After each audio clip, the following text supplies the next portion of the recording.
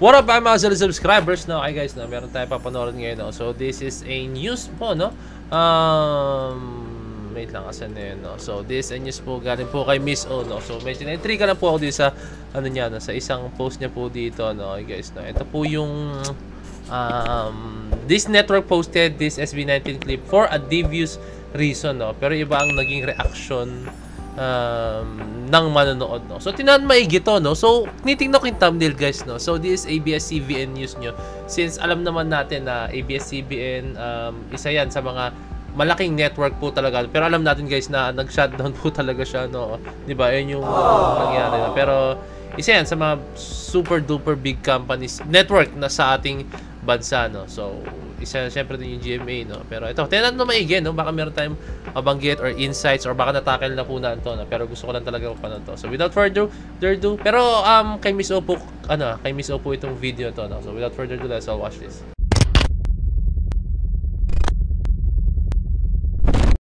Okay. Crowd goes wild for SB19 during an apparel. This network posted this SB19 clip for a devious reason, pero iba ang naging reaction ng manunood. Okay. So, pinakita nila yung clip, pinakita nila yung clip na napasikin? Or nadala siya. So, tinakil natin yun, guys, no?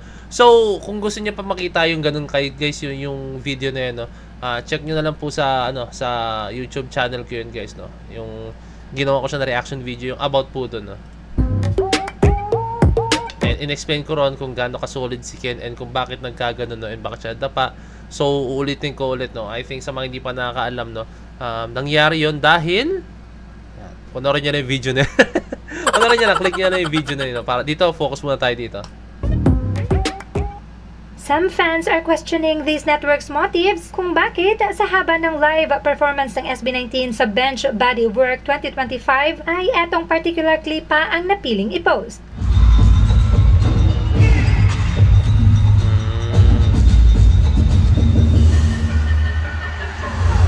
It looks like may gusto itong mangyari, lalo na't ang video ng kanilang girl group na sila din ang nag-post ay umani ng negatibong reaksyon sa ASAP live performance nito. Bakit? To be honest, di talaga ako fan nila, pero I wish them success. Pero I wish ko din na mag-improve pa sila yung fans nila, justify yung bad for cause di na makatulong para sa mag-improve sila. Bakit? Ano nangyari? Hindi ko pa napanood tong video ng Bini na nasa ASAP sila. Ano nangyari? They needs more energy. They needs. Wow. With letter S. They need more energy. Sila akong multivites or energy thing. Kung gusto na mag-world stage, please improve their focus energy. Hindi ko napanood to, no? Nito.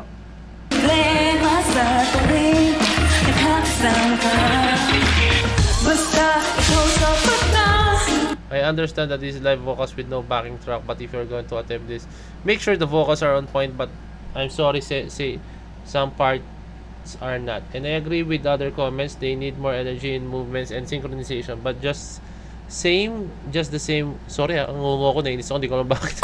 Just the same, well done for representing P-pop.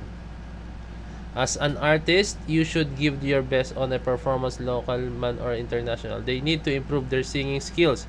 Choreography, lyricism, minamadali nila masyado, career nila talents, pero pangalang nila wala ng improvement.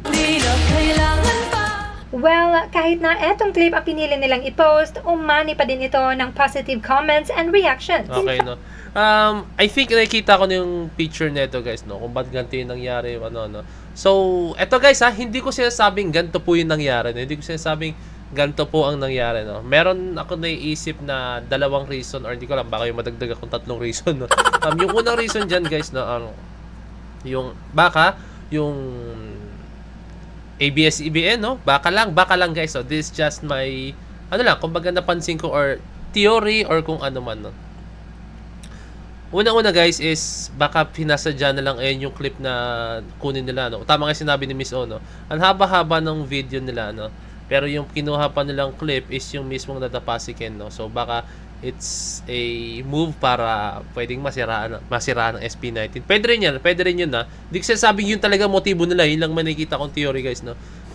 Para masiraan ng SB19, no. Or eto. And then yung pangalawa, and maraming mga negative comments about po sa performance daw po ng Bini. Actually, hindi ko pa siya nakapanood, no. And yun nga, may mga negative comments about sa performance nila. No? Baka gusto nilang takpan yun ng ito nangyari na ang SB19 din ay nagkakamali din, no? So baka pwedeng gano'n, nagkakamali din ng SB19 and hindi perfect ang lahat ng tao, no? Nagkakamali din, no? Meron din silang mga bad moments, no? So pwedeng gano'n din ang pinaparating nila, no? It's either pwedeng matakpan or gusto rin nila, pwede pala, ito yung pangalawa, no? It's either gusto nilang iparana sa tao, ipakita sa tao na even the best fall down sometimes, no? Like yung Bini, di ba? Meron ding bad moments like that. At the same time, yung SB19, bad moments na ganito, no? Or pwede rin yung pangatlo, baka gusto lang talaga nila ipakita na mas malala yung ganun, no? Baka pwedeng guys, no? Mas malala yung naging mali ng SB. Actually, hindi mo siya masabi kung mas malala, eh. Kasi hindi mo matitimbang ang pagkakamali, guys, no? Basta pagkakamali yan, ang tingin ng tao dyan ay isa lang. Talagang aatakihin ka niyan. Kahit sobrang liit niyan, aatakihin ka ng tao. Pag sobrang laki niyan, aatakihin ka pa rin ng tao. Ang masama niyan, kahit wala kang mali, aatakihin ka ng tao, guys. Mga ganun talaga mga bashers, guys, no? So, I think baka pwede yun gusto nilang takpan yung, yung ganong mga bash na natatanggap ng Bini, no? Alam natin na ang Bini is handle po sa ng ABS-CBN. And ito nakikita ko, guys, pang-apat, no? Baka lang talaga. Baka po, yan lang yung time na yung clip na nakuha nila, no? And hindi nila sinasadya na ito yung ma-post nila, no? So, it's either of those four yung reason kung bakit nila pinost, no? So, wala tayo sa katayuan nila kung bakit nila pinost yung gantong klaseng video, no? Okay? Fact, mas lalong napabilib ang mga manonood sa professionalism at galing ni Ken na kahit nadulas, he didn't even falter, di huminto, at sa halip, he turned and went right back to the choreo. Actually, yung kasi talaga napansin ko, guys, eh. Hindi ko lang na-discuss totally yung about dun sa yung pag-bounce back ni Ken, no? Yung pagiging resilient ni Ken pagdating sa performance, na talaga as in bounce back agad siya, no? Mas yung video ko is mas nag-focus po dun kung bakit ganun yung nangyari, no? Sinabi ko dun, guys, na yun dahil sa wardrobe, and panoorin na lang yung video, think.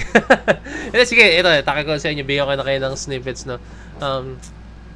Nadapa siya dahil sa wardrobe niya, no? Sobrang nilalamon talaga ng pantalon niya, yung sapatos niya, no? Kaya yung tendency is pagtapak niya, alam niyo naman ang pantalon walang kapit yan, unlike sa sapatos meron talagang kapit yan, pero yung pantalon, guys, walang kapit yan, no? So kinain yung pinaka ilalim ng sapatos niya, and then ayun yung nagamit niya, no? And then yung steps pa kanila is patagilid, no?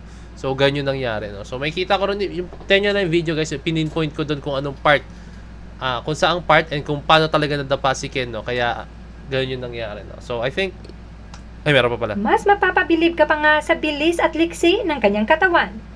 At marahil, ito ang napiling i-highlight ng network na ito dahil when it comes to live vocals, dance prowess, and stage charisma, wala na silang masasabi pa. Pwede rin, no? Gusto rin sinabi ni Miss Oda, no? Pero ayun, guys, ulitin ko sa inyo, no? That's just my theory. Yun lang yung mga nakikita kong possibilities na pwedeng kung bakit pinost ng ABS-CBN, no? Or baka sadyang pinost lang nila yon.